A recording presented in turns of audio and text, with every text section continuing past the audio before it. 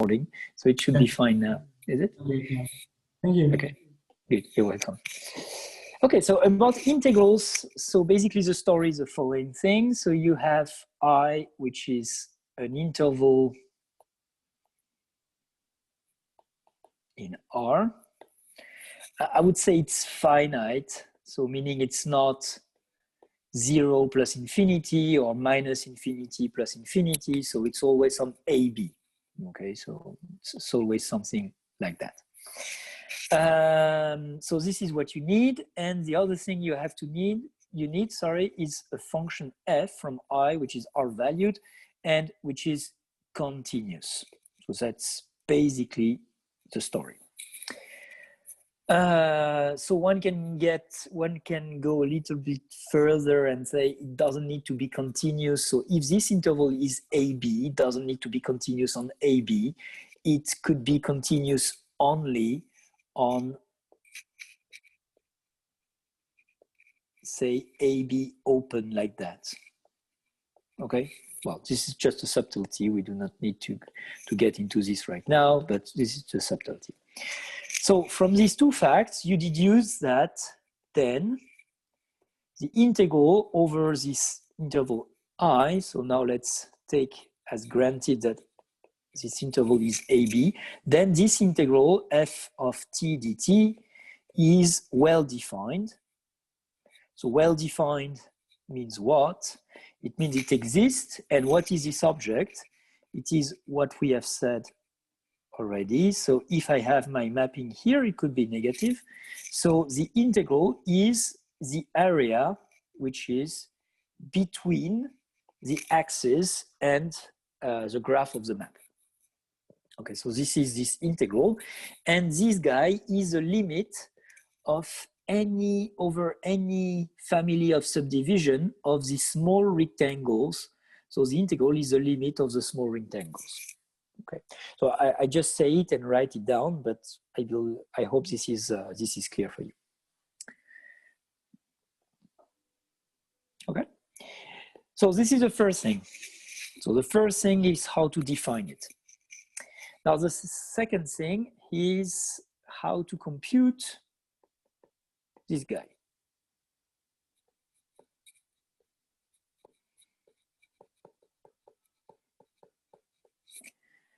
All right. So how do we compute this?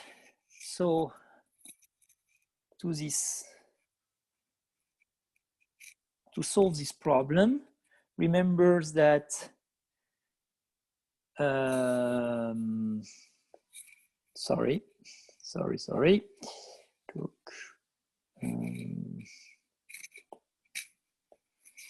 So we call a primitive of this function small f any map capital F. Okay, capital F is from I to R. Usually it's defined more than this I interval, whatever, such that F is differentiable and F prime, capital F prime, is the small f guy. Okay, so this is what we call the primitives. There is a he missing in the story. Okay, and basically the result that we found is that the integral of a to b of f of t dt is equal to capital F evaluated at b minus capital F evaluated at a for any capital F which is a primitive. So find one, choose one, and then that's it.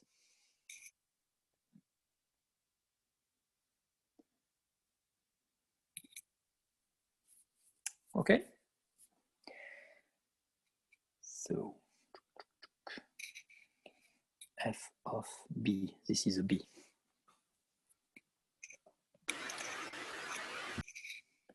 Is it clear for everybody? I'm sorry I'm late, so I had problems with my bike. But I'm here, so I'll try and catch up. Yep, no problem. Okay, so here we are. So right now I would like to use some notation. So how to compute this integral? We have seen this notion of primitive.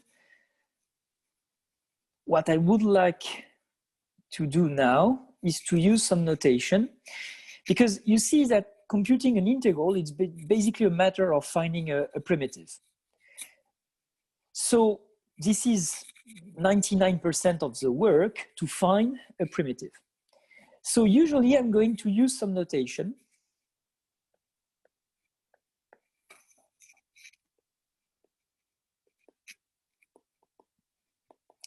I'm going to say integral of f of t, sorry, dt.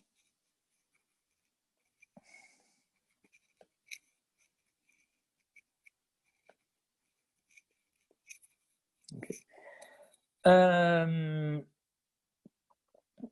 So I'm going to use this notation integral without, maybe I'm going to write it this way, okay? And this means a primitive of small f. Okay, so maybe I would like to do some computation, and basically what I'm saying is that, say for instance, I'm going to use integration by parts or stuff like this. So for integration by part, maybe this is not the best notation, but I could use this notation to say a primitive of something. I could also say, I could also write integral f of t dt to say a primitive of small f. So you see, I'm not mentioning this small x thing. You're not due to use this notation. I will use it, and during next term, your teachers will use it as well. And you're going to use it more and more when you get more and more advanced in the engineering program. Let me just say that there is another way of writing this, a third notation. The third notation is the following. Or I'm going to write integral of a. So maybe let's not take a. I'm going to use alpha to x of f of t dt. Sorry guys, I see I screwed up. It's a dt here, it's not a dx. dt, and this is the unique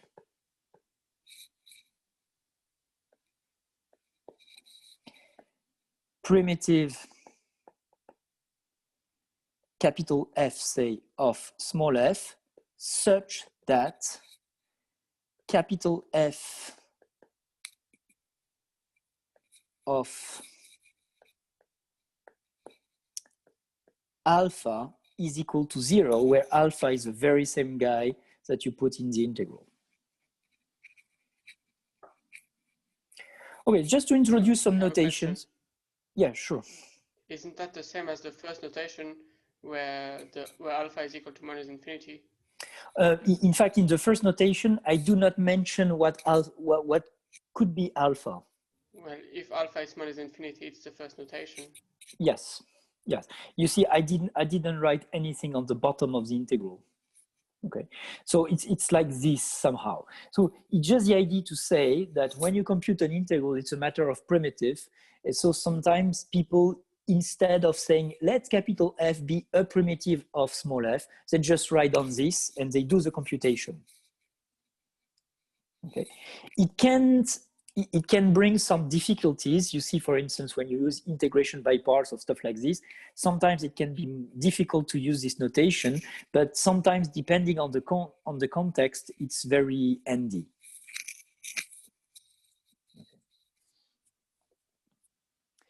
There are also other people who use f of x dx and then use the very same x, but this, I don't want to show this to you right now, so let's forget about this notation at the minute. This is in good faith. Is it clear for everybody? So it's just notation, just to stress on the fact that you need just to find a primitive.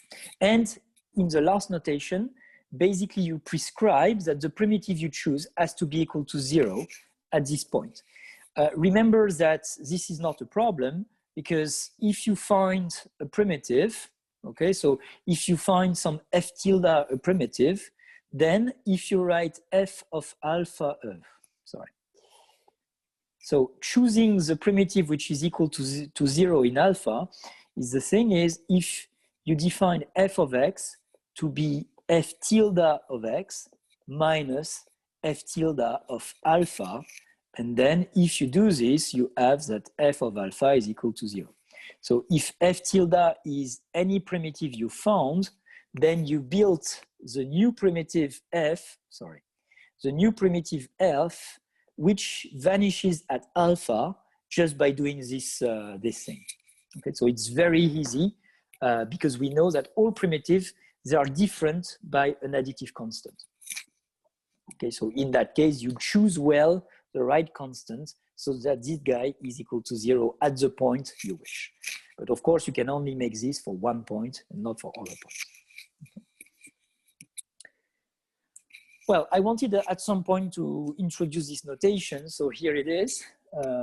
It's no big deal, but this is what I wanted to do.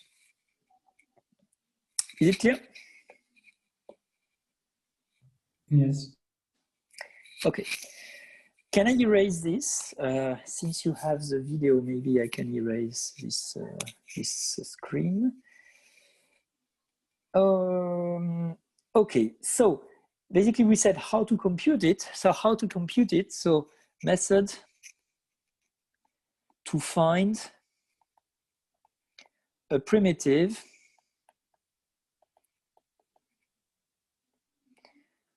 of some function f.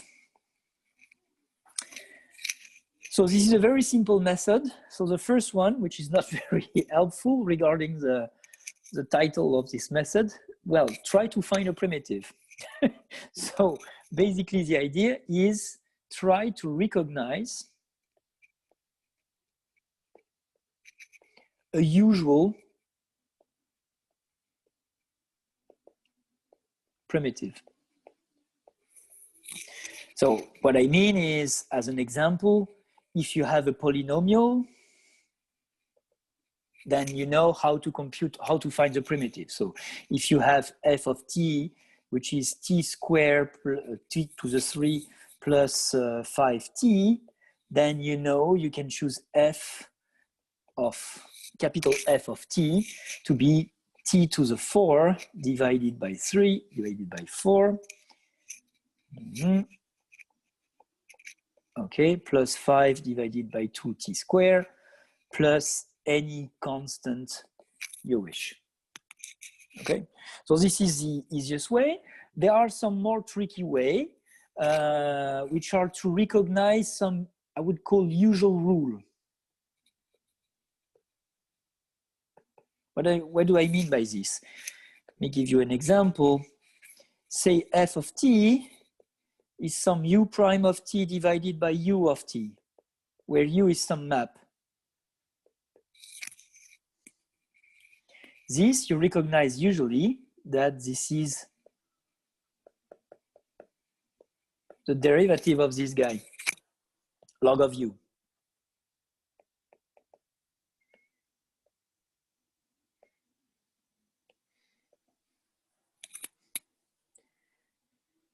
Yeah, is it clear? Then you have another example of usual rule. You have like, I don't know. So if you have f of t, which is u prime of u times u of t. Does it look familiar? Is it the derivative of something? The exponential. No. Oh wait. Yeah. Of the exponential.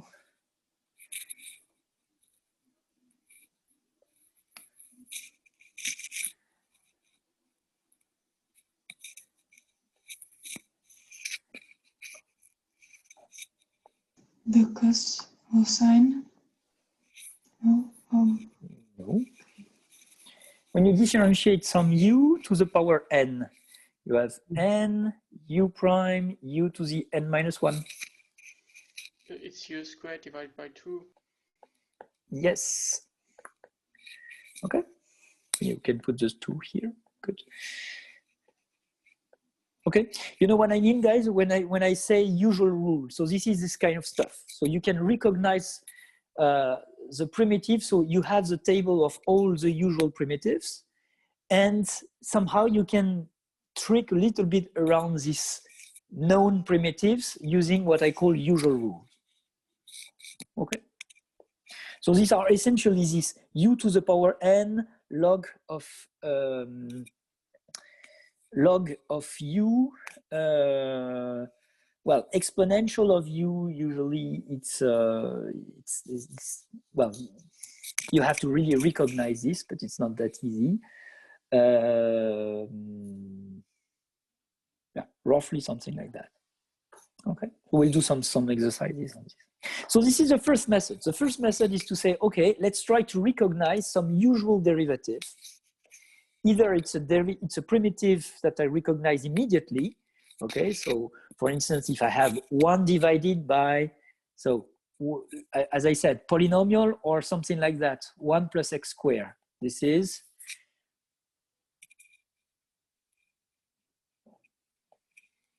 Arctan. Yep, thank you. Arctan prime. Okay, so here I recognize immediately. So either this example of polynomial or I recognize the derivative.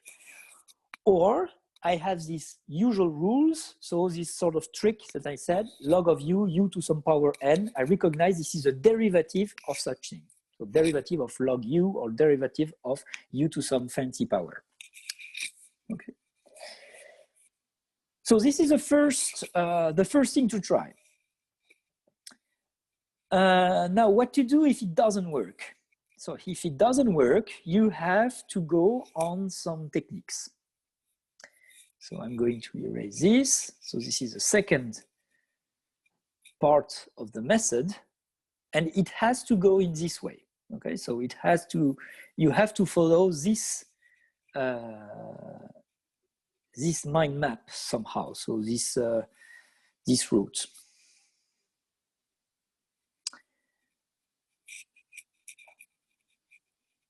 So second thing is, so I would say 2a, because there is there is an alternative to that. So 2a is use integration by part.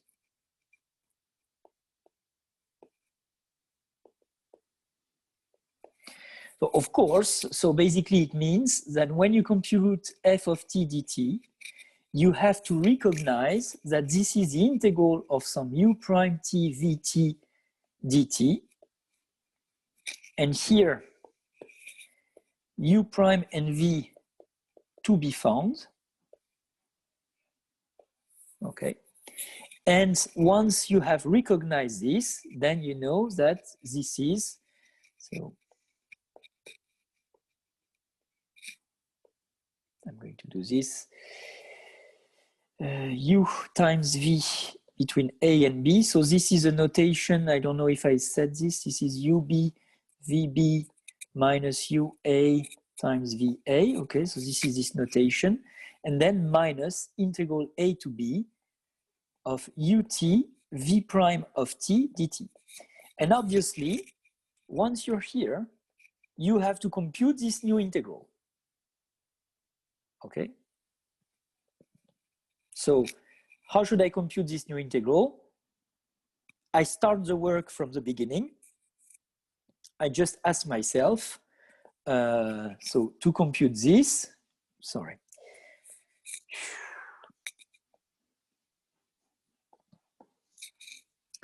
Restart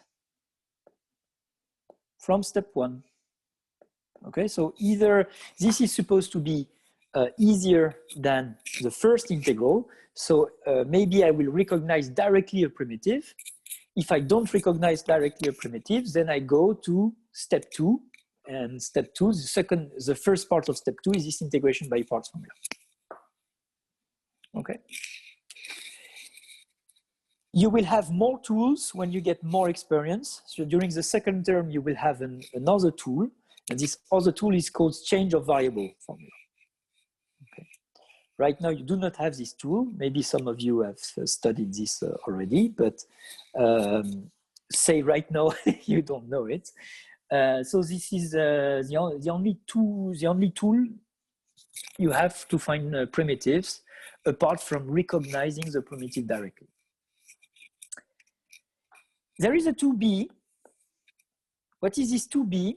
This 2b, it has to be really some sort of Pavlovian thing for you. This is a case of rational function.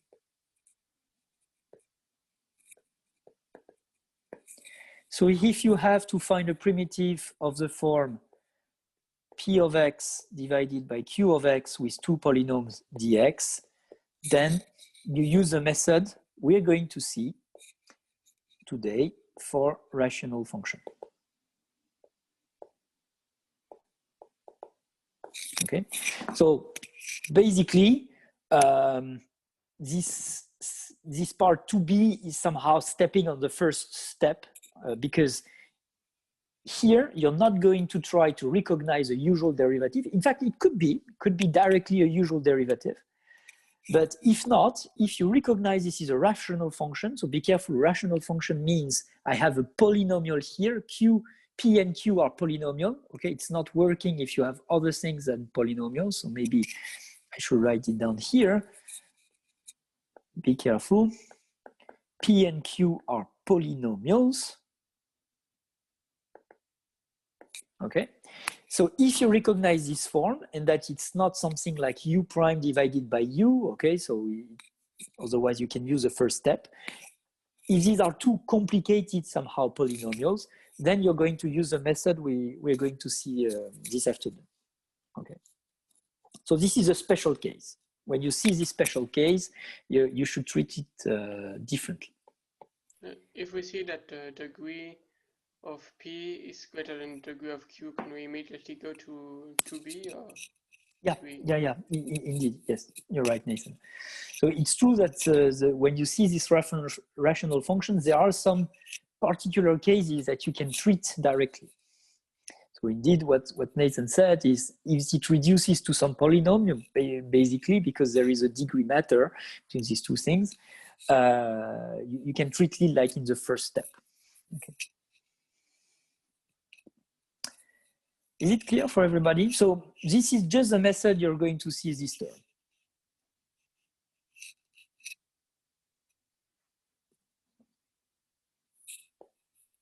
It's fine.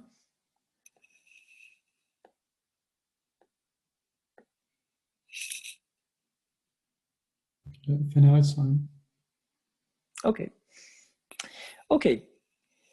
So I erase this slide.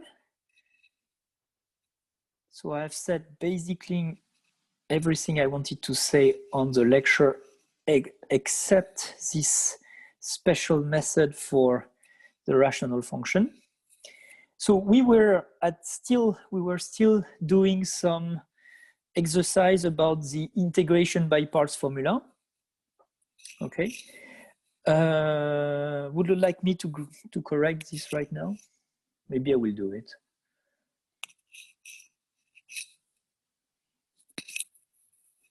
You guys had the time to do it? Yes. Yes? Was it working? Yes. Okay, good. So let me just write it down. So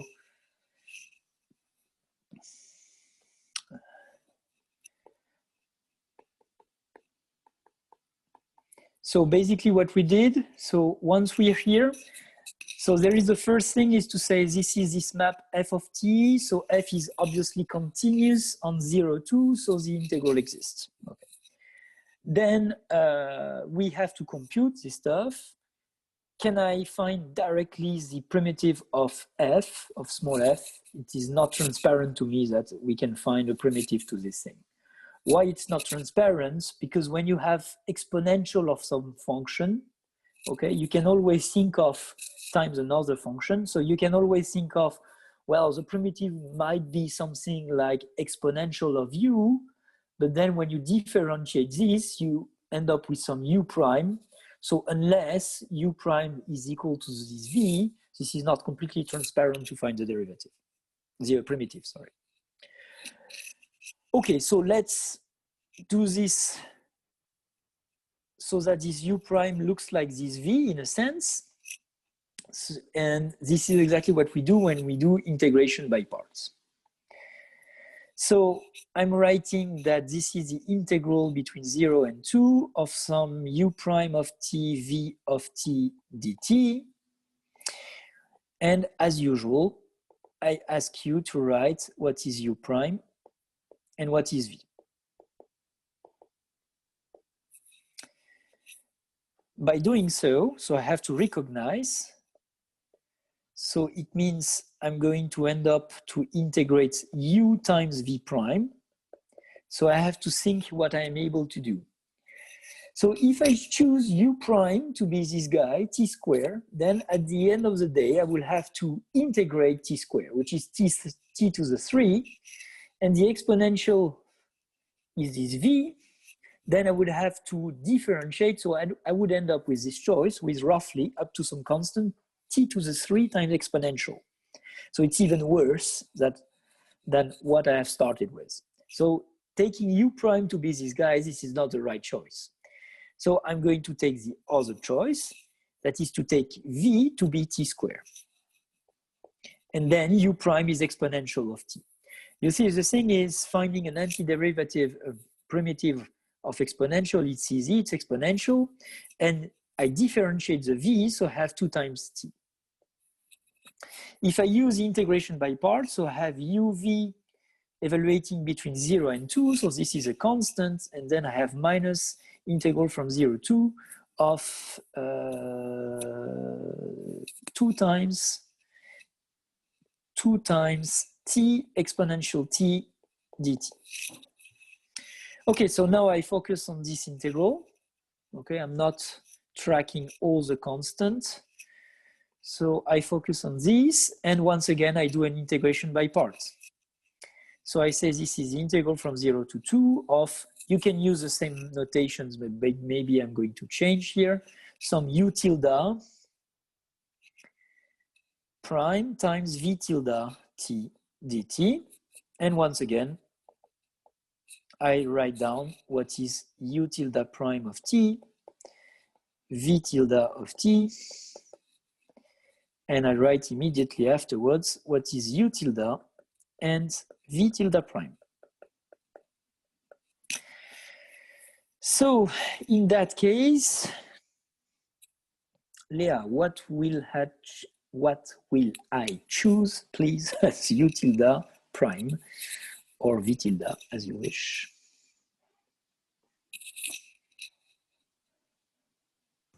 Sorry, it was Leah or Leanne? Leah, it was you. I chose u prime is exponential t, and v prime is v is t. So if you do this, what do you have as u tilde and v tilde prime? U tilde is exponential t, and v prime is 1. Oh yes, this is what you chose. Yes, this is the right choice. Yes, good. And v tilde is t. Yeah, exactly. If you had switched, in fact, the two cases, the two functions, what would happen is to end up exactly with this integral. Okay, guys, so this is what happens if you make the other choice. So this is the right choice. Basically, the idea is I'm going to differentiate this t. Okay, thank you, Leah. So I apply my integration by parts formula, and the formula tells me this is u tilde. So be careful, it's always u tilde v tilde. There is no prime in this term. Just a word in French. In French, we say le terme tout intégré. So it can remind you that there is no derivative in it. since there are only tout intégré things, it means there is no derivative. It's just a word, it's just a name, okay? So I have this constant minus, and I write integral 0 to, and I have u tilde v prime, which is exponential t dt. And here, this is very good because so u tilde is just, this guy here is just a constant. And here I can use this symbol of primitive as well, exponential between 0 and 2, because the primitive of exponential is exponential. So putting everything together, u tilde times v, it's t exponential. So you have t exponential t evaluated between 0 and 2 minus exponential t evaluated between 0 and 2.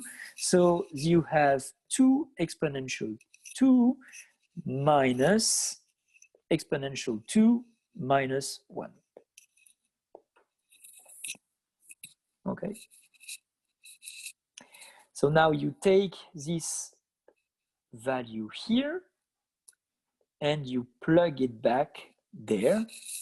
You compute this thing here, and that's it. Okay?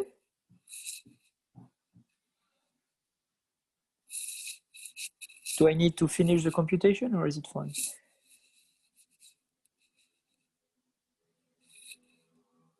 It's fine. It's fine. Okay, so that's it.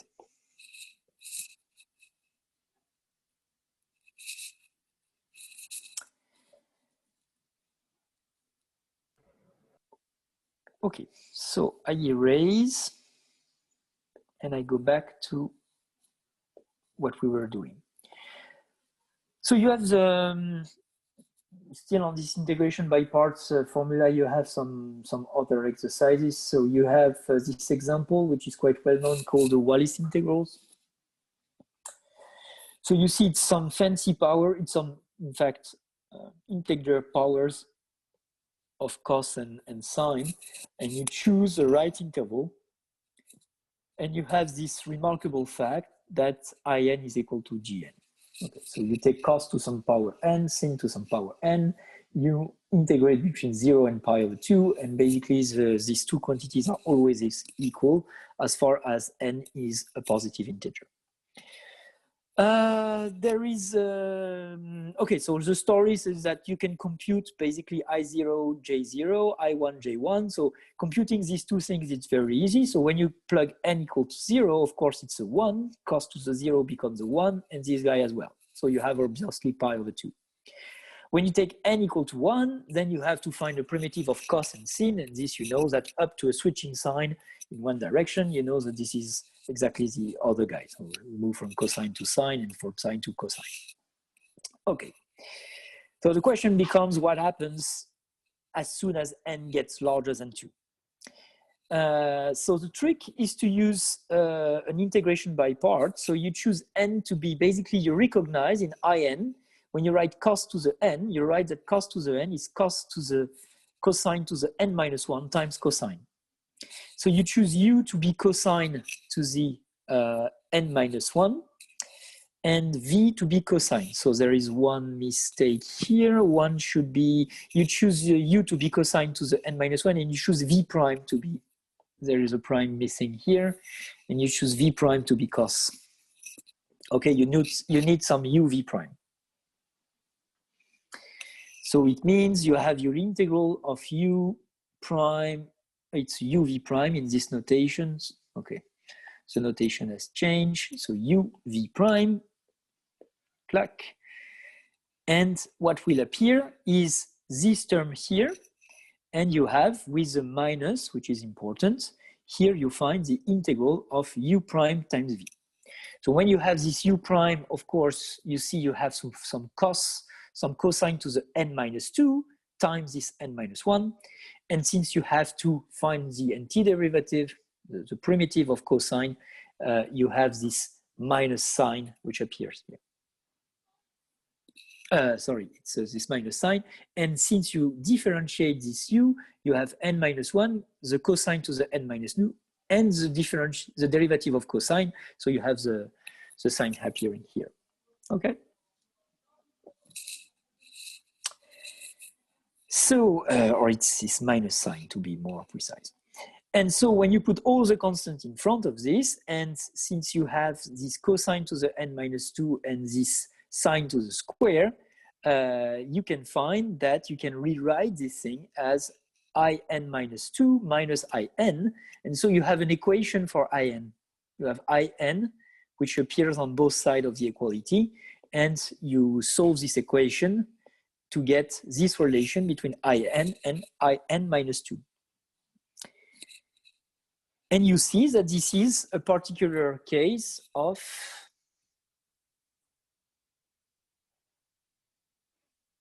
what? Sequence? No. Exactly. So this is a strange sequence where you have this relation between the term of order n and the term of order n minus 2, and they are multiplied by something which depends on n. Okay, so it's quite a hard sequence. In fact, it's not completely obvious to recognize how is it going. You see, it's also strange because it relates in not to in minus 1, but to in minus 2. Okay, so there is an induction on two terms. Okay, so it's quite interesting, but you can solve somehow this problem. Okay, so I to the n is equal to this, I to n minus 2 is equal to that, and so on and so forth. Okay. Well, this is just an example where you see that something which looks pretty complicated at the beginning is in fact not too hard when you use this integration by parts formula. Just for the record, I cannot prove this to you, but you remember we talked last time about this. And of course, you don't know how to do this, but we were saying this integral on R of this. So this is a bell-shaped function. You remember we discussed about this with this Fakir exercise. So in fact, using some pretty complicated integration by parts here, plus some other trick. So of course here, you don't know how to do this, but if it's based on an integration by part that we can prove it's square root of 2 pi. Okay, just for the record. So it's a very powerful technique, integration by part. Okay. So,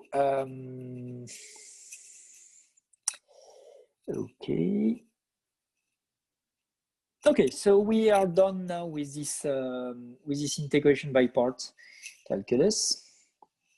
Do you have questions?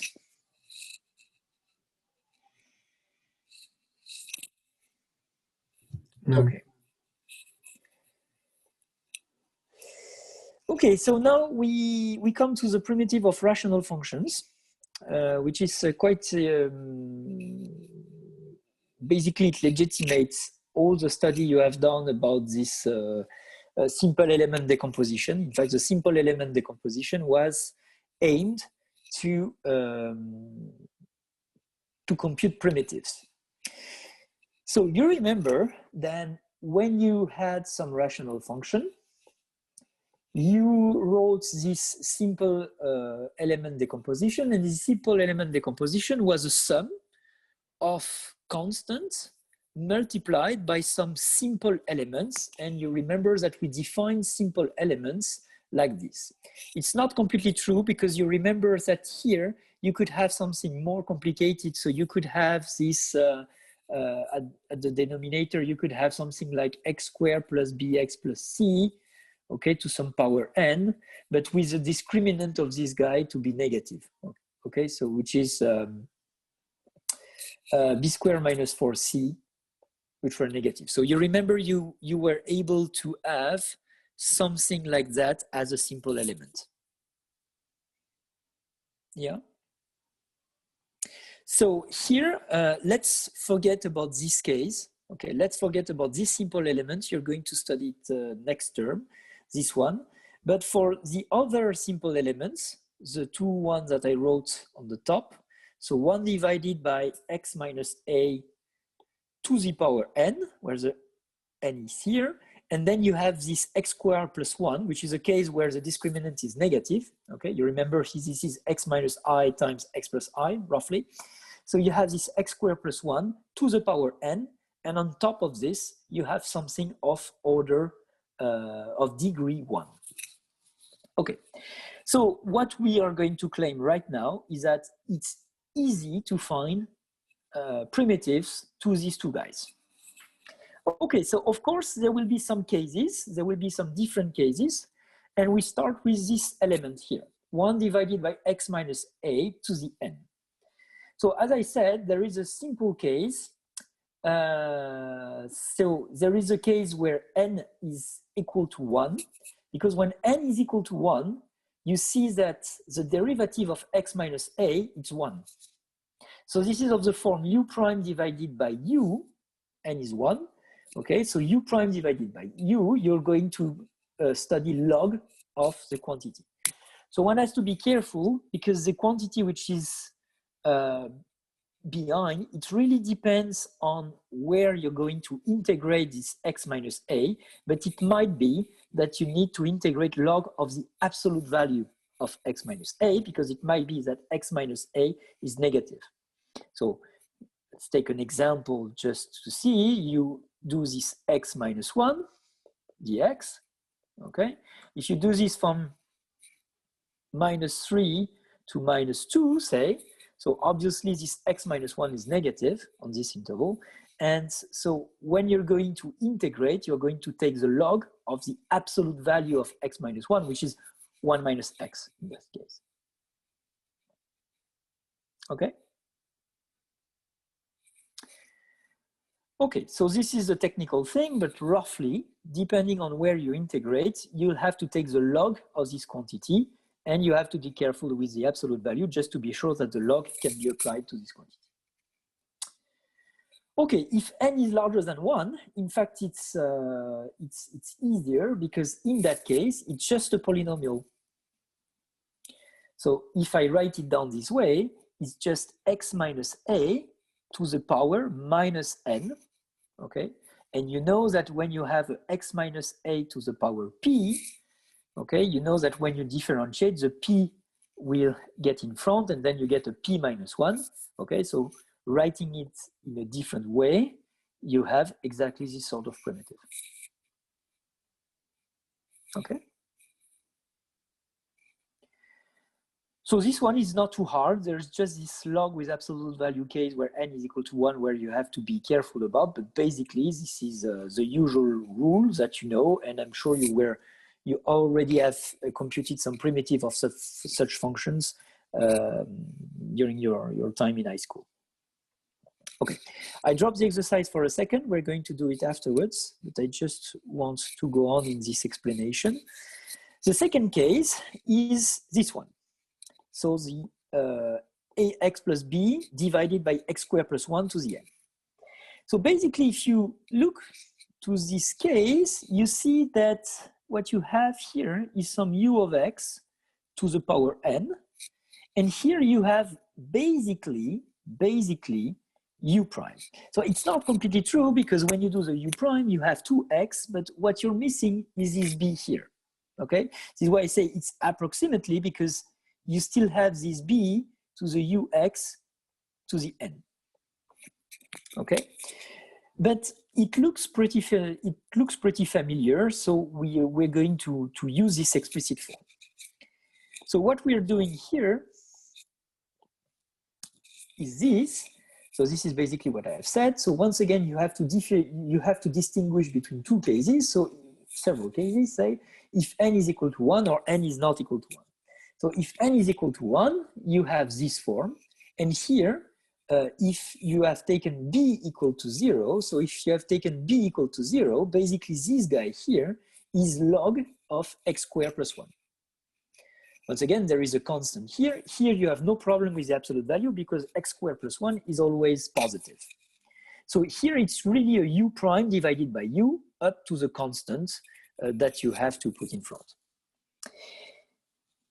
Here you have taken somehow b equal to 0, but if b is not equal to 0, you can just use the decomposition I wrote. Maybe I should write it down. Well, the decomposition is here, so what you want is something like this plus something like that, okay? And so the term in b would be this term here. And how do I handle this term here? This is what is written there. it's 1 over x squared plus 1, and you recognize, this is why I asked you earlier about arctangent. So here you recognize arctangent. Okay, you recognize the derivative of arctangent. So I take this guy, once again, at least where n is equal to 1. Okay, I have this x squared plus 1, so I split it in 2 terms. This one I'm going to deal with some arctangent. Okay, and this one I'm going to use some log of x squared plus 1.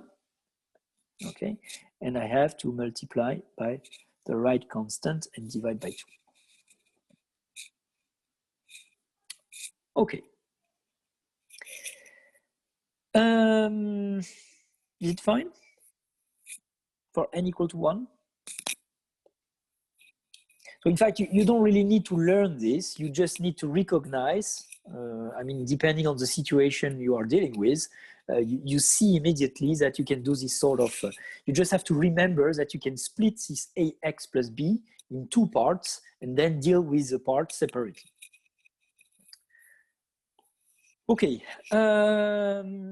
now what happens when n gets larger than 1? So when n gets larger than 1, you can still use the splitting, and you have at least, so the term in x is something like this. Here it's maybe a little bit more complicated, but in fact not that much, because it is exactly like something like u prime divided by u to the n. Okay. And the thing is, the u prime is of degree 1. So here, or un is x squared plus 1. So in fact, when you want to compute a primitive of this, you can convince yourself this is just this u to the power n minus 1, and this comes as a 1 over, so it's 1 minus n. And then you have some fancy constant in front of it. Okay. So once again, it is a particular case. This case here is a particular case of u to the power p times u prime. Okay, so you know, and p is negative in that case, so you know that a primitive of this will be up to constant u to the p minus 1. Okay, so this is fine. The other situation, the only case that is a bit tricky, the only term which is a bit tricky, is the one coming from the b. And n is larger than 1. So basically, you say you take b equal to 1, because obviously you can multiply by a constant in front of this, and this will be no problem. So you have to find a primitive of this, okay? And here to find a primitive of this, so you have to work a little bit and say you use an integration by parts to obtain some induction relation between the integral of order n plus 1 and the integral of order n, okay? So this is not really funny. You have to work on this, but basically you can benefit from this induction relation. But the problem is that you really have to solve the induction one term after the other one. So say n is 40, you have to compute I 39, and for this you need to compute I 33, and so on and so forth. So it's really an induction. And if you want to compute this term, you have to compute all the terms which are immediately before. So you see, for instance, n equal to 2, I2, you want to compute I2, you do this integration by parts trick, and at the end of the day, you are able to find the primitive. Okay, so obviously we're not going to do this for any n, but what is important here is that you have an algorithm to be able to compute these integrals, and you know that at each step, you'll be able to do the computation.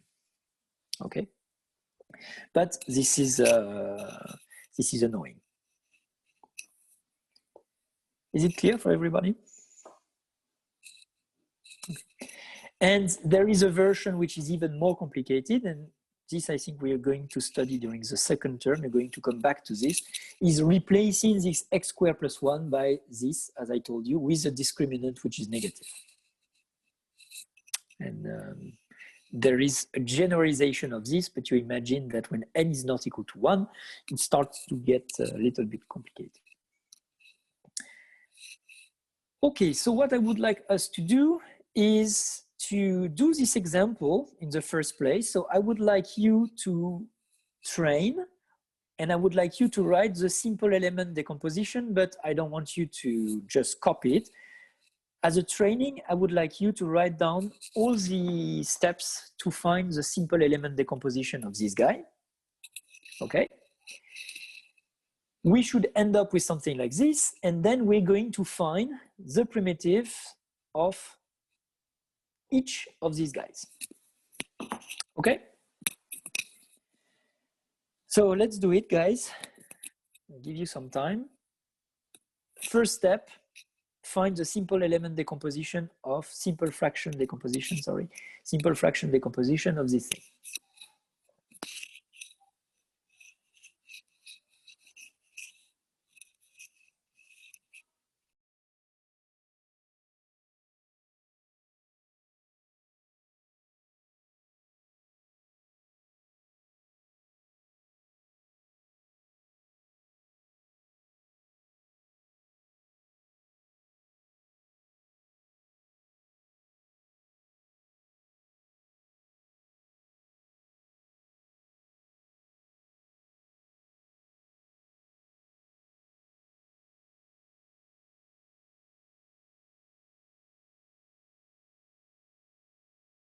I have a question. Sure. Maybe it's a little stupid, but is it possible to do integrals with complex numbers? You know, it's not stupid at all. It's possible. It's just it requires some justification. So it doesn't work the same way? The general picture is it's not working exactly the same way. There are some computation you can, there are some computation of integral you can compute directly like if it were real numbers. But it's not exactly working the same way. Okay. So So would it be there- volume instead of area? Sorry, say Would it become volume instead of area? the convol elements. No, would the integral become a volume instead of an area if you're working with complex numbers? Yes, or sort of. I mean, it's what is complicated here. It's that it goes from R2 basically to R. So this notion of area, it's not exactly the same. There is a simple way of doing this, but I guess, Leah, this is not your question. I guess it was about the roots, I believe. So it's just if you have a function f of x, which is complex value, you can always say it's f1 of x plus some I f2 of x. And I could define the integral just by doing this. Okay. Okay, so this is the simplest, the simplest way of doing this. But unfortunately, it's not that simple sometimes. Well, I mean, I can always define this, but it's not solving all the situations I'd like to integrate. Why were we asking, Leah? By curiosity about the roots of the polynomials? no, just curious. Okay. Thank you. Does the Fourier equation use the integrals with complex numbers? Yes, it does. It does, and if you want to write the full justification of this stuff, it's a bit lengthy. But this is one example where you can get some tools of computations of calculus. But if you want to justify everything, it's a bit lengthy.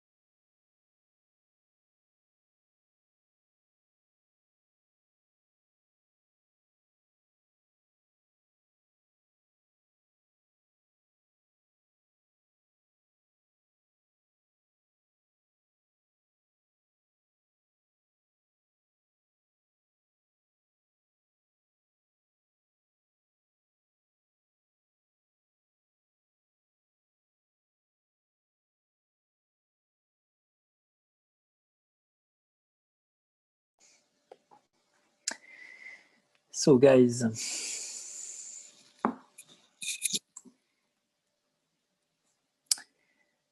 about the decomposition itself, is it fine?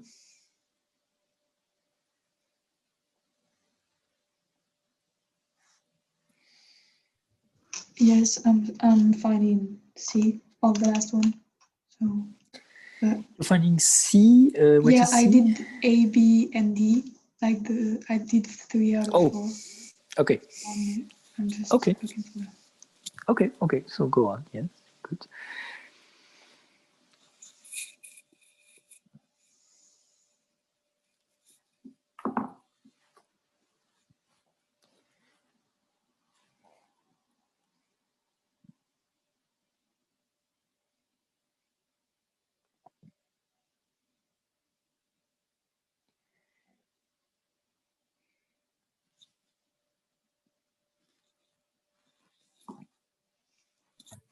I just have a question, but I think it comes from the fact that I don't really know how to do it. But for instance, for A, to find A, I just multiply everything by x minus 1. So everything cancels out instead of, leaving A and x plus 2 or x plus 3 to the cube, sorry, when I replace x by 1. And then I find A. But I don't know how to do that for x plus 3 to the squared, for instance. Aha. Okay.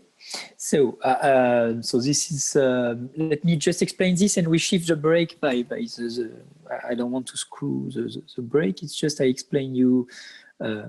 Okay, I will come back to this, but the way it works, indeed, when you have A, B, C, D, say, here you have two poles which are 1 and -3. So when you write this is a major term dominant. I don't know, I don't remember how Jessica Martin has called this, but for 1, and this is a major term for -3. Okay, so these two guys are somehow special. When you want to find the coefficient for the major terms, the major powers, basically you do exactly what you said, Rémi. So for 1, you multiply everybody by x minus 1 and evaluate in 1. So this has the effect of killing all this term, and here's bringing some simplification. So you can compute this value, and here you have your A, which happened to be 3 divided by 64 in that case. The same reasoning apply if you multiply everybody by x plus 3 to the 3. When you do this, you have an x plus, you just have 0 coefficient, and here you have x plus 3, which survives, so to speak, because you have to the 3, and here you have only a power 2. So you have a x plus 3 here, and here you have x plus 3 to the square, and here you have x plus 3 to the 3. So when you evaluate by saying x is equal to -3, you kill this 3 coefficient, and here you have once again a simplification, and you can evaluate this guy. So this method, it means it works only for the dominating coefficients. Because if you want to apply the same trick to x plus 3 to the square, for instance, the problem is that when you multiply only by x plus 3 to the square, here there is some x plus 3 which survive on the denominator, so you cannot evaluate x equal to -3. I guess this is your question, Rémi. So yes, this method is okay for the major power, and what remains here, these two coefficients, you have to use other tricks to solve to find these coefficients.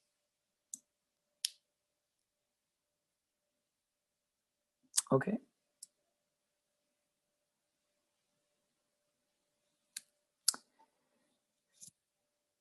So I suggest it's 17. We make a 15 minutes break, okay? And afterwards, I write all these details so that it's clear for everybody. And we compute these coefficients 3 divided by 64. Looking forward. Okay? Okay. See you in a minute, guys. The thing is, f of x is well defined for any x in R except 1 and -3. Okay? Okay, thanks, Leo. And you're right, there is this notion of no common roots between P and Q. So the roots, so what is the zero of F? What do we call the zero of F? It's Leanne. Yes, so it's -2. So the It's zeros when of it's equal to 0. exactly. So these are the roots, the roots of P, if we like, of P. So in that case, it's just 0, just a set 0, and the poles of F, these are 1 and -3. exactly. So these are the roots of Q, which are 1 and -3. And Leo's right; these guys are different. Yes, Leanne. For P, isn't it -2? Like, oh yeah, yes, -2. it's Yeah, not. thank you. Yeah, -2. Thank you. -2. Thank you. Okay.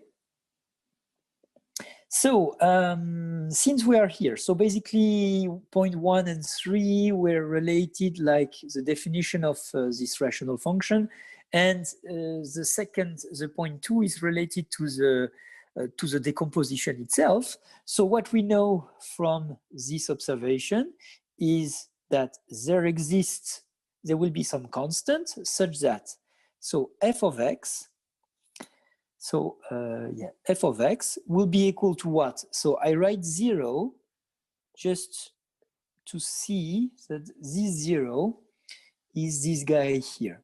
Okay, so 0 plus, of course, you do not need to write it 0, it's just here. And basically what I'm doing is I know that here I have the decomposition of Q. So the decomposition of Q is already given. You see this is a decomposition in R and in C because it is of the form of a product of x minus a to some power n with several a's. Okay, so here you have two a's. A is 1 and the other a is -3. And you have these powers. Here you have 1 as a power and 3 as a power here. What is the name again of this decomposition of Q, Jonathan?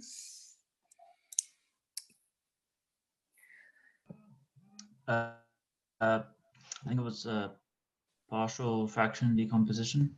Yeah, but of this one that Q writes down this way, what is the name of this? It's written as a product of Factors. Irreducible monomials. Maybe you have seen this. Yeah. Okay, so you remember it means you cannot go further in this factorization. Yeah. Did it ring the bells? Okay.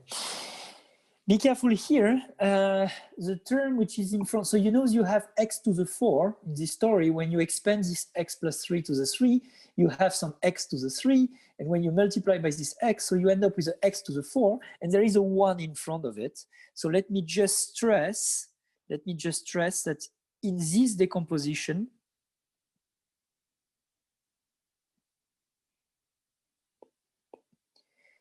you have a 1 here, which is a coefficient dominant, okay? The coefficient in front of the degree. Okay, so this is important. In this decomposition, when you write this product of irreducible polynomials, you have always a dominating coefficient. Okay, in that case, it's 1. So my point is just that if you have a polynomial writing like 3 times, sorry.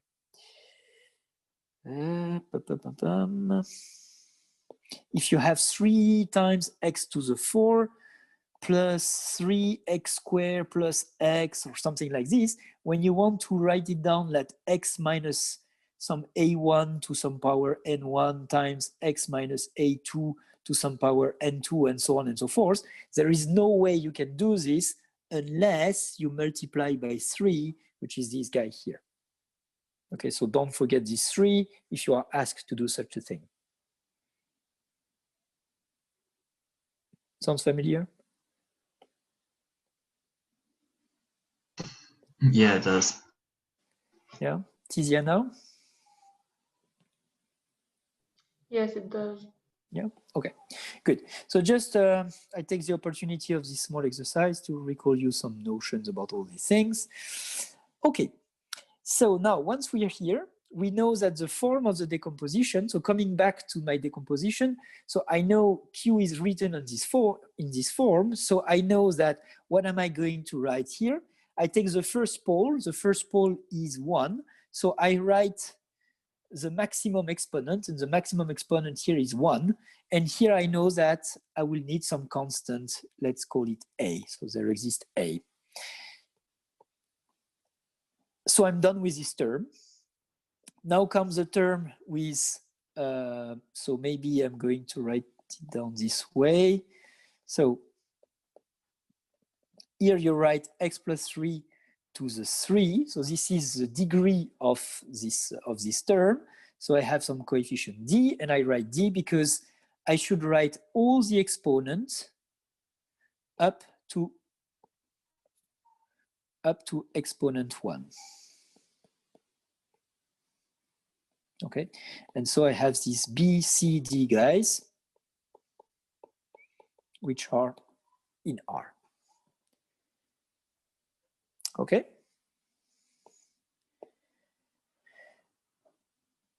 Is it clear for everybody, the definition, what it looks like? Yes. Okay. Is it a 3 under the b over x plus? Oh, yeah, it's a 3. You're right. Thank you. Yep, thank you. Okay, so now, as I said, we have to find this A, B, C, D. So the thing we can do, so the first step, so to speak, to find the coefficient, the first step is only for these two guys. Okay, so this is important. So how does it work? Basically, it works this way.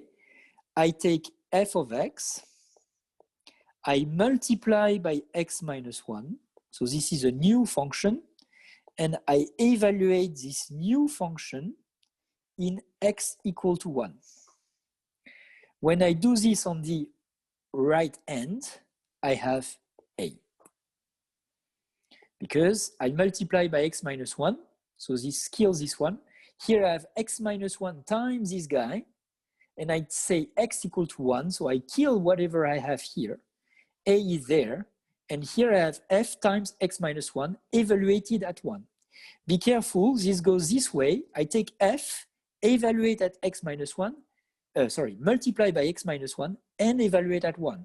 Why do I have this? Because since I take f is a ratio of this and that, so you see I have in the ratio some x minus 1. So I kill this guy in the ratio, and then I evaluate in x equal to 1. So this means that, so this implies, this is exactly the same thing, it's equivalent in that case. So what do I have? So I just write, I have x plus 2 divided by x plus 3 to the 3. And this is this guy that I evaluate in x equal to 1, and this gives me A. Okay, so from here I deduce that A is equal to 3 divided by 4 to the 3, so which is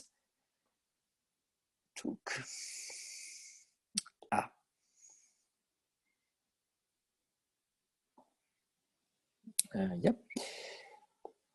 Okay, so it's 3 divided by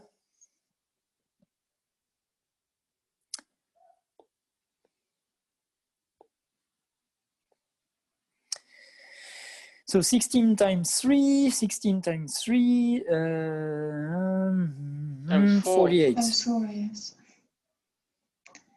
So It's sorry. times 4. See, it's yeah, 16 times 4, so which is this crazy 64 that we found. Okay, so this is for A.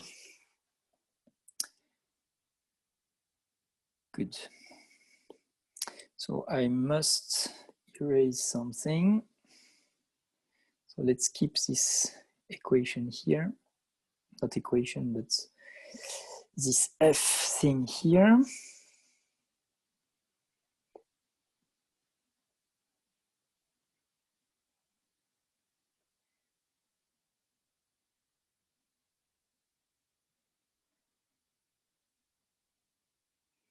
Okay, so similarly,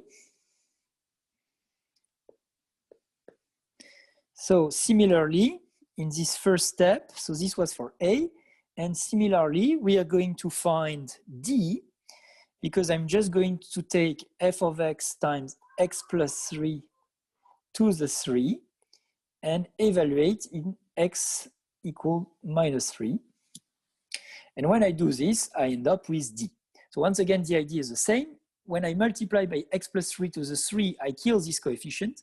And here, there will be a factor x plus 3, at least x plus 3.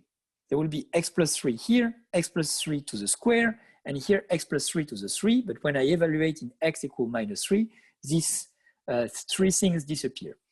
Okay, and here, so what it means that D is equal to minus 1, P is what? Minus 1 divided by, I evaluate in minus 3, so 1/4. Okay?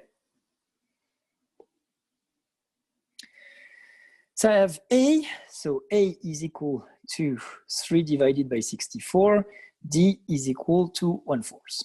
Okay, now what to do for the two last guys? So B and C. So what we are, okay, so you guys, what do you do when you have this? We can just place in numbers and solve equation. For example, we can place 0 and minus 1. Then we have two equations with two unknown that we can solve. Mm-hmm. So this is the thing, you have two unknown, you need two equations. So one way of doing is to evaluate this expression at two values, and these two values have not to be 1 and minus 3. That's it. So indeed, Nathan, right, you need to choose some values which are nice to compute. You're not going to take as a value square root of pi to the power 34. Okay, this is a little bit complicated. So you try to choose a value like 0, like what Nathan said, minus 1. Minus 1 is fine. This is 1 that one has to avoid, but you take this sort of value. So usually the usual suspects are 0, 1, minus 1, 2, minus 2. Okay, you don't go really much further than that unless the expression is very specific. Okay, so let's do this. We can also do another thing. Yeah. To take the limits. Yes, Mm-hmm. I think it's easier. For me, it was faster. Okay, so explain to us, what is this limit thing? Well, if you multiply f of x by x and take x to infinity, you get, like two coefficients go for two sums go to 0 because of the numerator goes to plus infinity, and then you get if you compute, you get 3 over 64 is equal to plus b is equal to 0. And yeah, I think it's easier because I used the method that you were going to use for the last one, because you only have one unknown. Yeah. But doing it for two unknowns, it's kind of long, I think. Okay, let's, I suggest, so this is the thing with this simple, partial fraction decomposition. You have several techniques. So one is evaluating at, so here we have two unknowns. So the first technique is to evaluate at two different values, get a system and solve the system. Then you have these other techniques, which is of multiplying f by some value and taking some limit. let's do it this way. You multiply by x or x to some power and take the limit in plus or minus infinity. In fact, you can generalize a little bit. You can do it a little bit differently and take limits at other points and not multiplying by x exactly, but say this is the easiest situation. You multiply by x to some power and take the limit. And you're right, this gives you some coefficients. And then you can do a mixture of these two methods. This is what you suggest, Leanne. So you take x times f of x, goes to, when x goes to infinity, you will get coefficient b using this method. And now you know a, b, and d, and then you evaluate in x equal to 0, I don't know, to get the c. Okay, so the thing with this partial fraction decomposition, it's really a matter of taste, I must say. So it's really how you feel about manipulating all these methods. For instance, just for the record, can you tell me in the, in this list of participants, you can put some ticks or red crosses, who is not fine with this limit story, this limit thing, this limit method? If we are fine, should we put a yes or should we put a no? I didn't No, understand. if you're fine, you do nothing. And if you're not fine, yeah, put a red cross. Well, it's a white cross in a red circle, but you know what I mean. So if you're not fine with this method, okay. Okay, so let me do this. So what we're going to do is a bit of this method with limits. So let me say, so the first step was to find a and d. So the first step, you always have to do this. So the coefficients coming from the maximal powers, you have to compute these coefficients. Here we have two monomes with two powers, so you have two coefficients to find. So the second step is indeed finding B and C. So there are several ways. So I don't know how to number these ways. So it's not a good idea. So 2.1 is to evaluate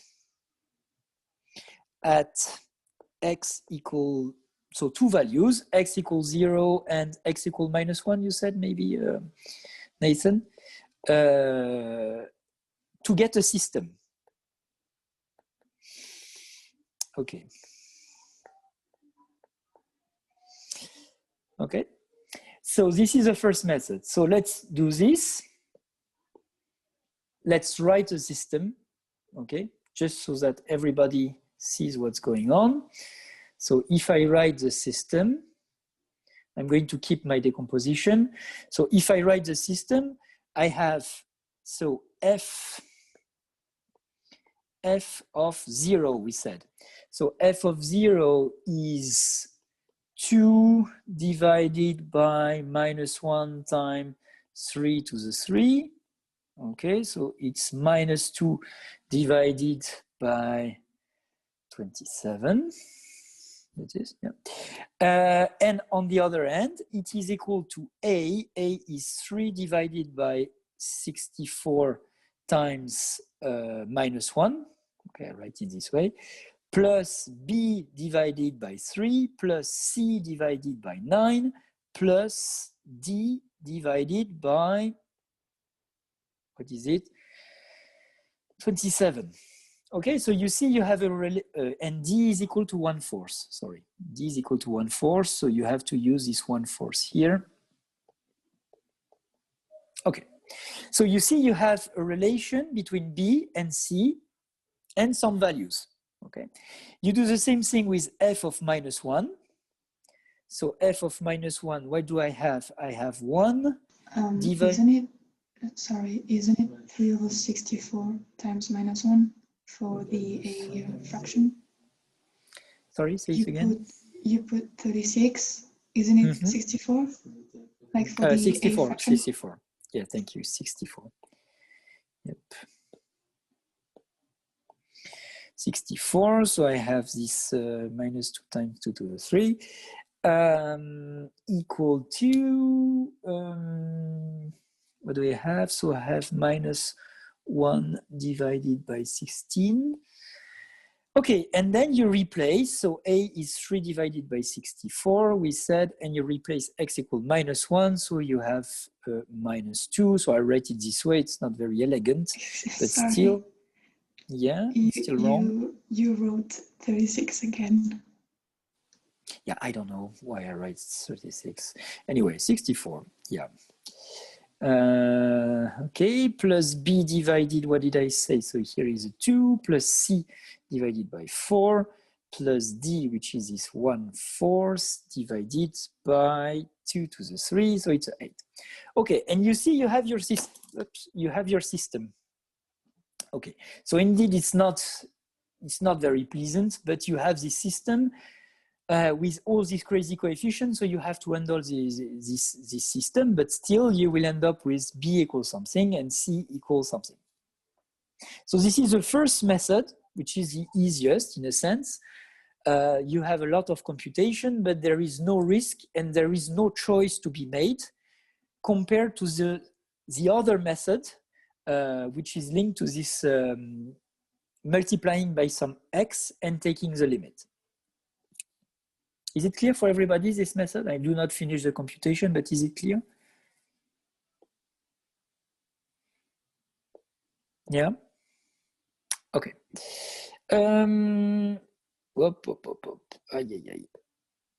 Okay, so now I would like to describe, can I erase, so can I erase this basically so that I explain what's going on with this when I take the limit? I can erase this. Okay, so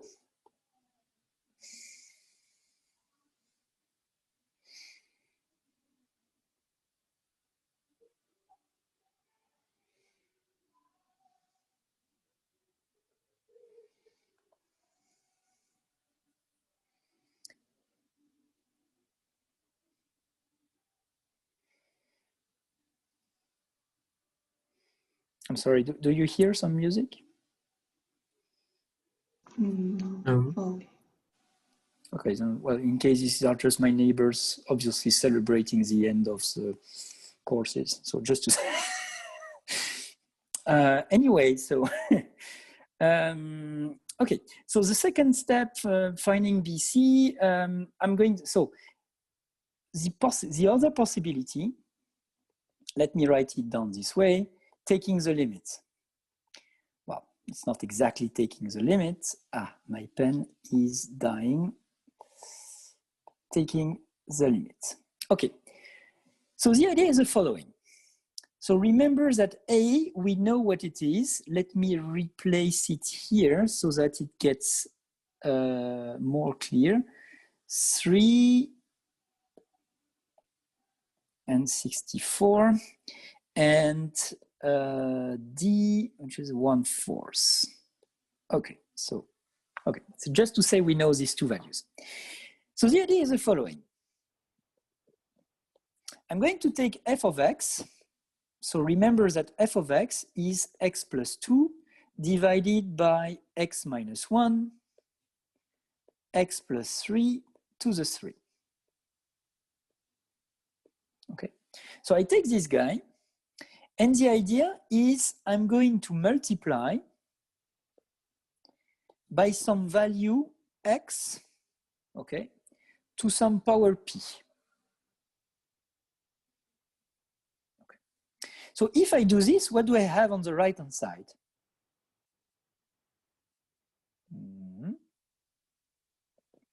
What do I have on the right-hand side? So on the right-hand side, I have something like, okay, so I write down again what it is.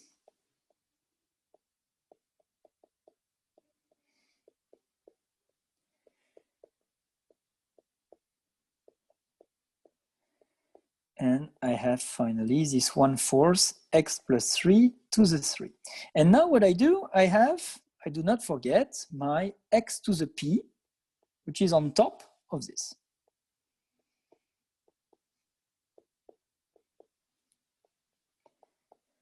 Okay, so now imagine I have this quantity, these both quantities. Imagine that I'm taking p equal to 1 in the first place. So this is what you said, Leanne. And I want to see how it goes when x tends to plus infinity. For each of these terms, so I take x tends to plus infinity. So I have multiplied by x, and I say x tends to plus infinity. Okay. So the question is, what do I have? What do I have here? So I have x times x plus 2. So this is of degree 2. And here I have something of degree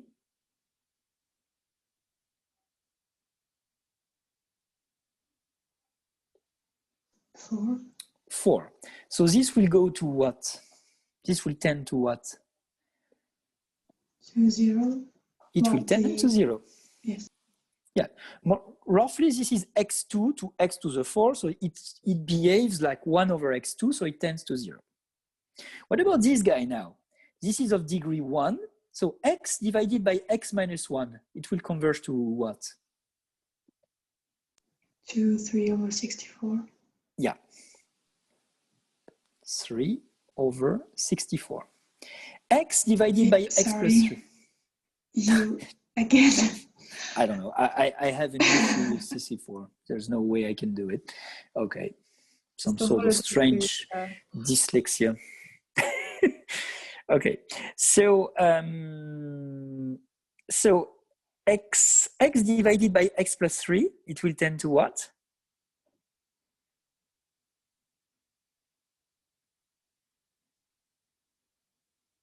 So it will go to b. Yes. Yeah.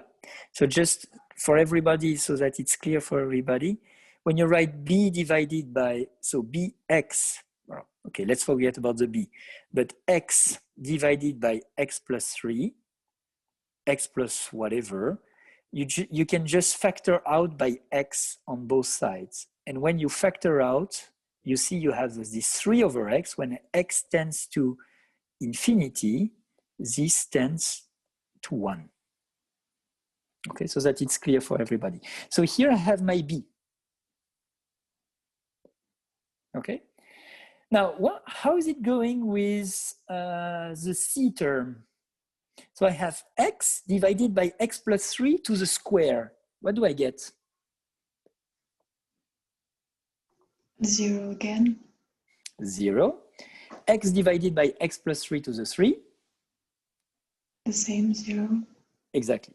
So why is it easier? This is what Leanne claims. She has, when she multiplied by x and took the limit when x tends to plus infinity, she ended up with 0 is equal to 3 divided by 36. No, this is a joke. 64 plus b plus 0 plus 0. In other words, Leanne, she can deduce immediately b equal minus 3 divided by 64. Okay, guys, you see the trick? Now the question is, okay, it worked very well for p equal to 1, but the question is, can I choose another exponent in this story? So let's see. Let's see. There is an obvious limitation to this stuff. The limitation to this stuff, the obvious limitation is, you see this is degree 1, this is degree 4. So if you multiply by x4 here, for instance, you take p equal to 4, you have something of degree 5 divided by degree 4. So it behaves like x. So when you take x tends to infinity, this will tend to plus infinity. Okay, so you cannot go too far. But we have taken p equal to 1. Maybe we can take p equal to 2. Why not? Let's try. So if I take p equal to 1, and once again, I take the limit as x tends to infinity. So p equal to 1 and x tends to plus infinity. What do I have on this side? So I have x squared, x plus 2. Okay, so this is of degree 3. This is of degree 4. So I have the same.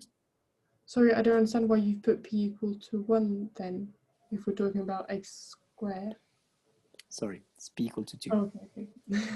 You know that I don't write what I say, obviously. Yeah, sorry.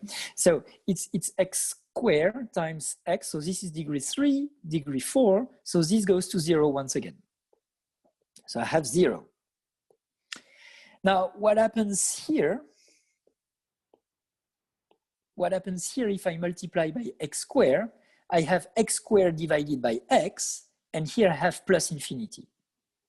So you see already, so I have seen that when I take p equal to 4, I have some plus infinity coming in the story, but you see it's very fragile somehow, this method, because you see already here, when I multiply by x2, x2 divided by x, I have some x remaining, and when I take x goes to plus infinity, this will tend to plus infinity. So in other words, I have some strange relation, whatever I have afterwards. And in fact, the strange relation is that I will have other plus infinity coming from this guy. And so it's a very strange algebra. And so you will not be able to deduce anything from here. Okay. So just to explain you that this relation multiplying by x, it works, but you need to master it and to say, okay, if I multiply to x, is it fine? Sometimes depending on the polynomials, the composition you have, you can do different things, but you see if you know how to use it, at least for p equal to 1, in some cases it can help, okay, which is the case here. But you need to see how it works. So I wrote everything with x to the p so that you see that you have to be very careful. In that case, p equal to 1 works, but not p equal to 2. Okay, but the advantage is you can, this is what Leanne said, so the advantage is by doing p equal to 1, by multiplying just by x, you were able to prove that b is equal to, so you end up with b equal to minus 3 divided by 64, and afterwards you can do the other technique of evaluating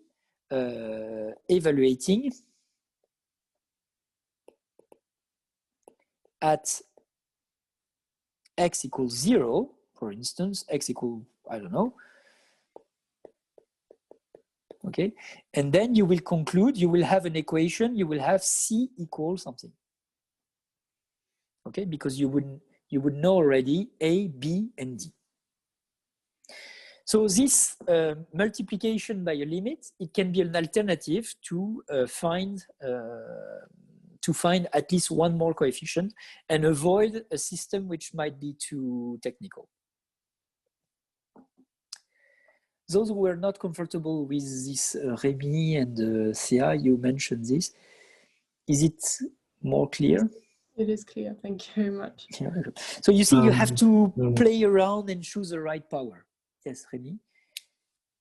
I'm trying to understand, but it's okay.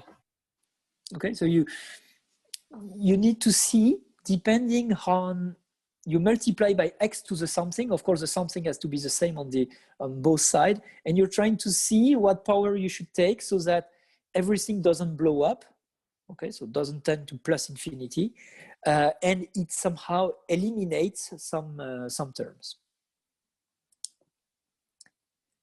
Okay, so either way, once we have done this, you have this decomposition, where it is. So you have this decomposition. So at the end of the day, you solve all this, either the system or you take the limit and evaluate afterwards, you end up with this decomposition. Now, what I would like you guys is to find the primitive of this. Okay, so you find the primitive of this, and like if you were computing an integral on AB, and let's make this simple. Yeah.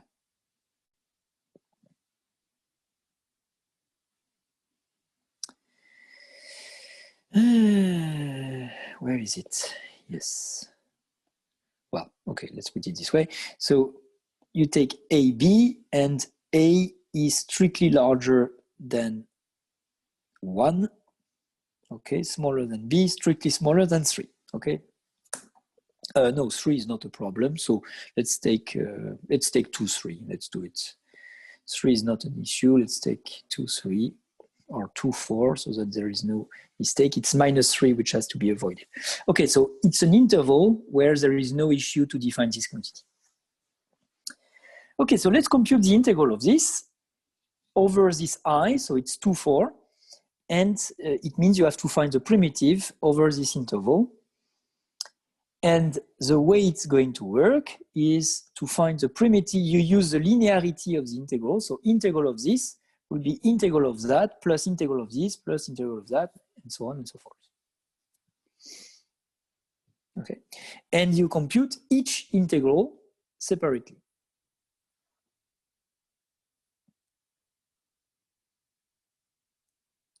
I have a question. Mm-hmm. When you use I is equal to 2, 4, do you mean that we take the integral between like a is equal to 2? Okay, so we compute and we have a value at the end? It's Okay. just to tell you that, okay, for instance, for these terms, you may have an issue depending on where you are. You will need the sign of x minus 1. So here I took a sign so that all these things are positive, but I could have chosen another interval where it's not positive. Okay, thanks.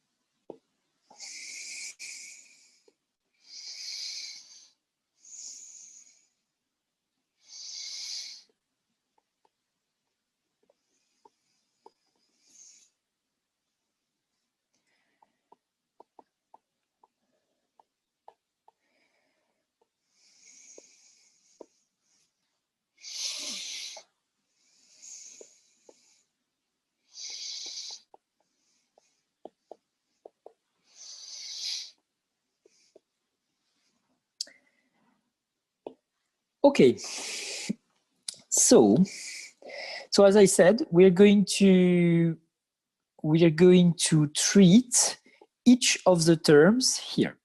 So I don't know how much this is necessary, but is it clear for everybody that when I take the integral of this is the integral of this thing, and I can split this as a sum of integrals? Yes. Yeah, it's fine for everybody. Okay, so in particular, what I have said is if you take the first term, it's integral of this thing, obviously what we're going to do is to really write like 3 divided by 64 integral from 2 to 4 of 1 over x minus 1 dx, okay? And I'm going to forget about these constants. Of course, at the end of the day, I should take them into account, but what I need to integrate is really this thing, okay? So, okay, so I do this integral. So what is important for me is the integral of 1 divided by x minus 1 dx from 2 to 4. So I need to find a primitive of this guy. So what do you suggest as a primitive? Let me ask to somebody. Maël, what do you think as a candidate for this 1 over x minus 1? We can take ln of x minus 1. Yep. So indeed, you can say this is ln of x minus 1, evaluated between 2 and 4, so which is log of 3 minus log of 1, which is obviously 0. Okay.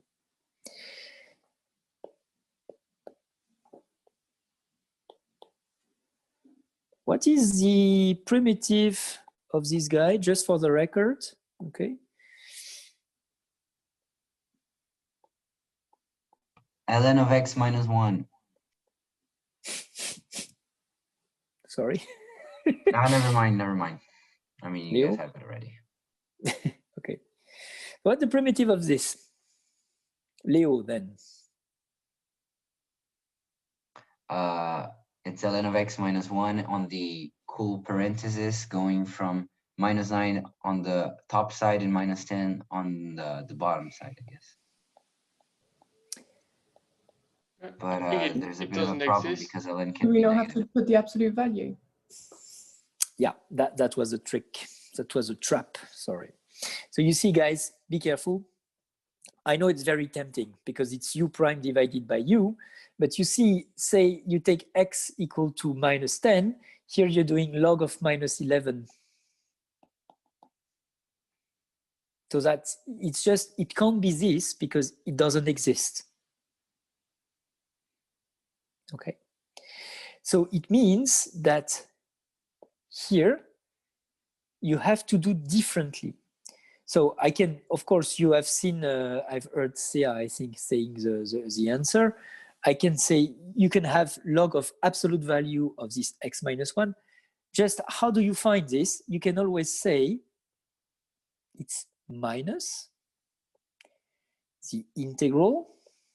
Okay, you do not need to do this, but it's just if you wish, I can, you see, I can put the minus in front and a minus inside.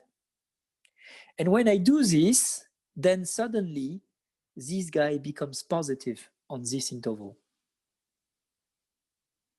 Okay, and so you end up with minus, and here what will happen?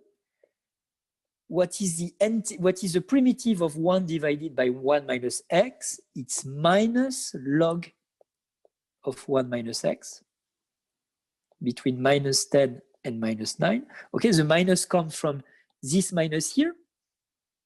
Okay, or you can think of, okay, maybe easiest way, this -1 here comes in the primitive. Okay, so either way, I don't know how you see it, but here you can put this minus inside. So you see this is log of 1 minus x.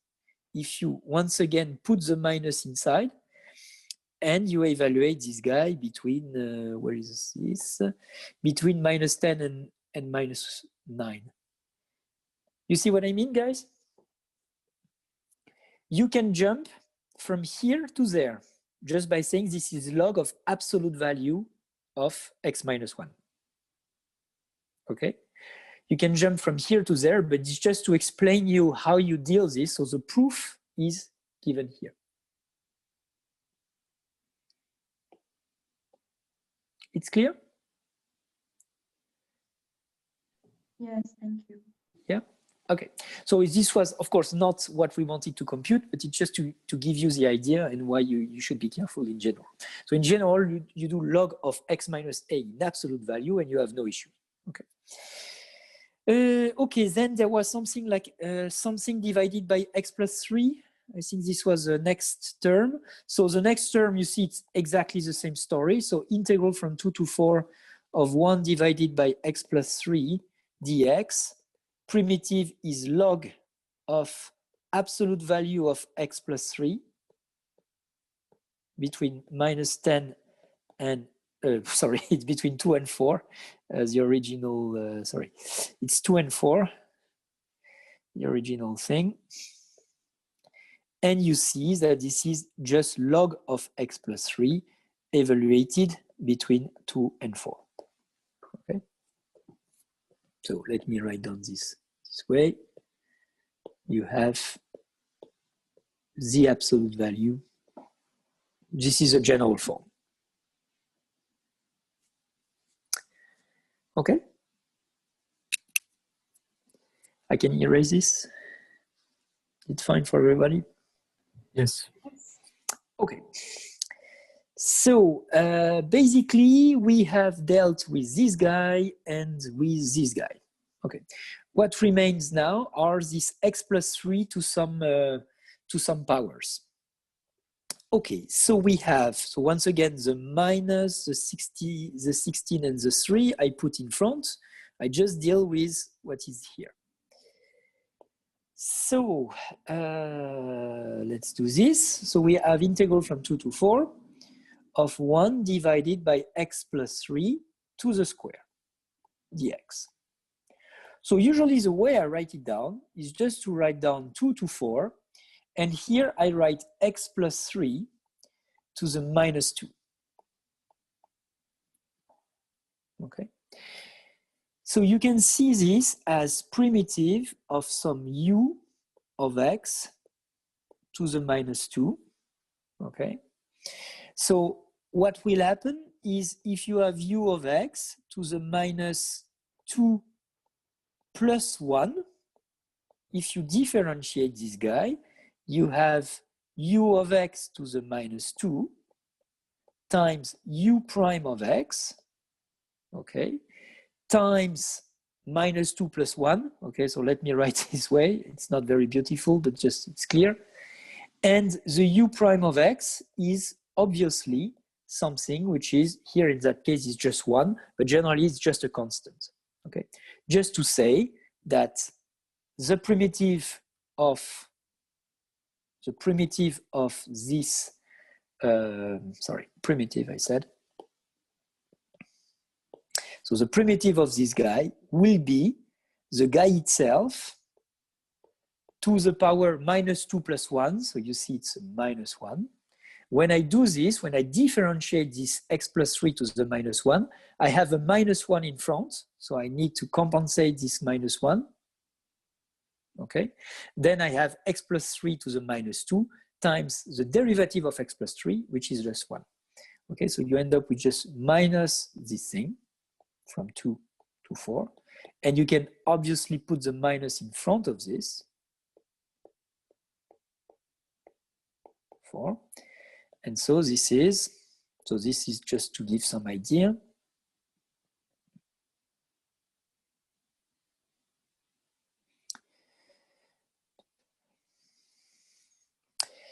And this is just what? So I have a minus, and I have x equal to 4, so I have 1 divided by 7 minus x equal to 2, 1/5. And so you have 1/5 minus 1/7. And obviously this is positive, which is good news, because what we had here was a positive function over this interval. Okay, and of course I'm lazy to compute this thing. Just multiply by, you make appear the 35 as a common denominator, and just compute this thing, but I'm too lazy for that, to say it's 2 divided by 35. Okay, so this is good. Now remains one guy. Okay, guys, for everybody, it's clear?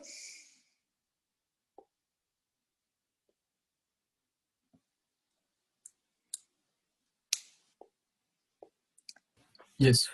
Yes? Okay. So guys, do by yourself, for those of you who had not the time to do it, do by yourself the 1 divided by x plus 3 to the 3, dx between 2 and 4. Okay. Okay, goodbye, Diana.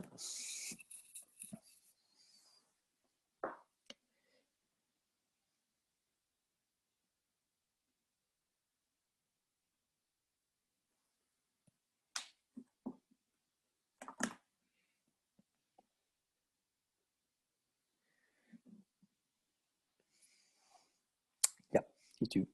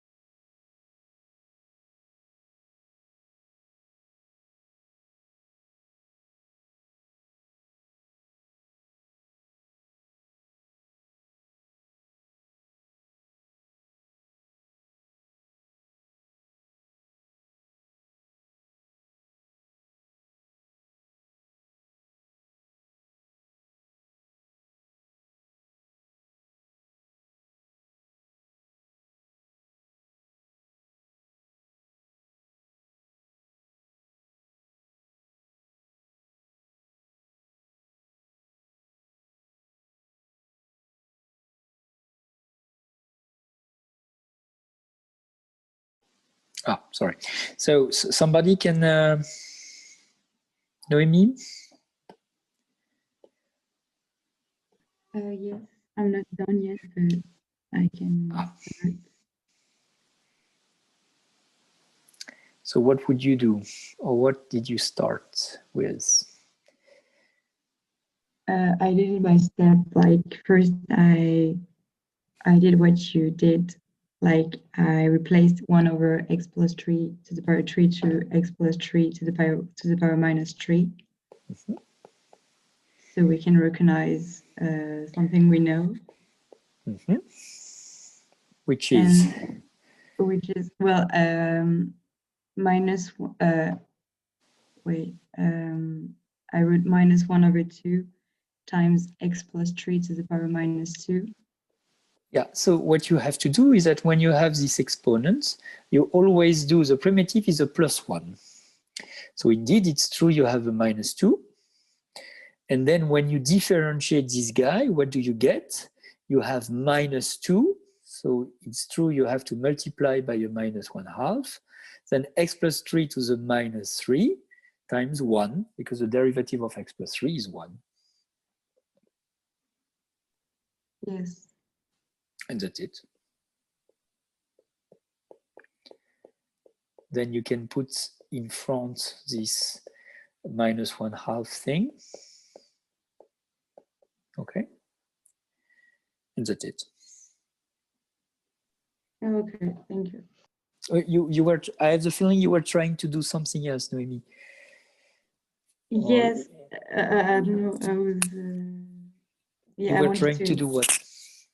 To get to, yeah, I don't know why, but to get to x plus 3 to the power minus 1. So, I mean, I was going to repeat again what I did, but I don't know why. No, because once you do this, you find the primitive. So this bracket thing, it means the primitive you evaluate in 4 minus the primitive evaluated in 2. So once you're here, you have no integral anymore. That's it. This is it clear for everybody, this notation? Then? Noemi, it's clear for you? Yes, or not? yes, yeah, sure. Yeah. Oh, Okay, okay. It's not an integral. It's just I'm lazy to write. In fact, it's the usual notation for f of b minus f of a. You usually denote this as f. So you can put some x just to say where is the variable. And here you write ab. Okay, this is what it means. So this notation means that. Okay, so once you're here, you have nothing to do anymore. So, okay, and so you evaluate, and that's it. So maybe I should avoid the embarrassment to evaluate, but you have minus 1/2, and here, so 3, so you have 1 over 49 minus 1 over 25. So you switch the order by multiplying by 1/2, and you have an answer, a result. And once again, it's positive, obviously. Okay.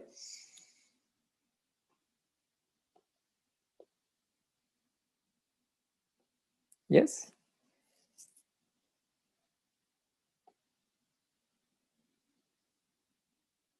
Can I erase this? Yes. Yes.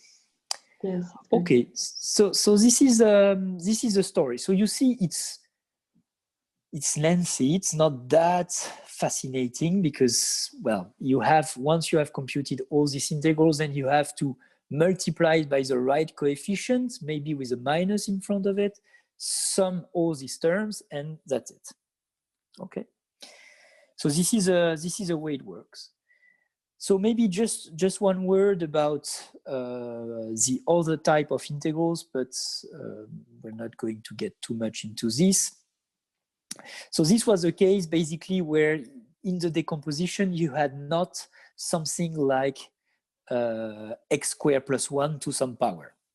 So if you take another rational function, something like this, you see that the decomposition is 1 over x3. You should have a 1 over x squared and a 1 over x. So obviously the 1 over x squared has disappeared. The coefficient oh no, it's not the decomposition. Oh yes, it is, sorry.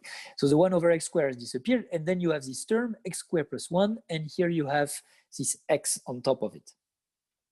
So when you integrate this guy, so the 1 over x up to the sign will give you a log, okay? The 1 over x3, this is exactly what we have done. So it's something like 1 over x squared with the right sign. And here you have this term. And as I said, so this term, it's really much like u prime of x divided by u of x. Almost, you see, you have a 1/2 in that case. So when u of x is x squared plus 1, when you differentiate, you have 2x. So the 2 you compensate by the 1/2. But you have u prime over u, and u prime over u, a primitive is the log of u. And in that case, u is positive on the whole real line, so you have not to worry about the sign. So in that case, basically, the primitive is 1/2 of log of x squared plus 1. Okay? Yep. So these are the terms which are not too bad in that case, because there is a power 1, so it's x squared plus 1 still, but there is a power 1. And yeah, and that's it. There is not another example. And as I said, so if you had something like integral of b divided by 1 plus x squared dx, okay, then you would write b integral of 1 divided by 1 plus x squared dx, and then you would use the arctangent. So it would be arctangent evaluated at the right spot. Okay.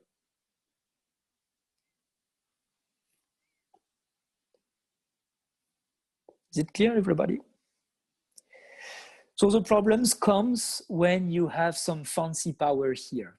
Okay, when you have some power here, this is a